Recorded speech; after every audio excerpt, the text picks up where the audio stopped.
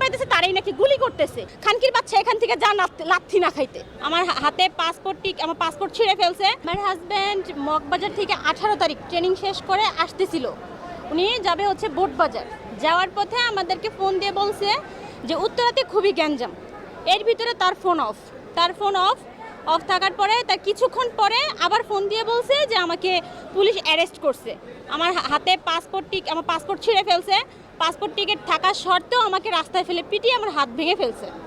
এই কথা শুনে আমরা আসার পরে থানা আমাদেরকে কোনোভাবে দেখা সাক্ষাৎ করতে দেয়নি। কোন থানা? উত্তরা পূর্ব থানা। আমরা রাত্রে আপনার 3টার দিকে একবার গিয়েছিলাম বিকালে, আবার রাত্রে 9:30টার দিকে গিয়েছি, আবার রাতে 1:30টা বাজে গিয়েছি।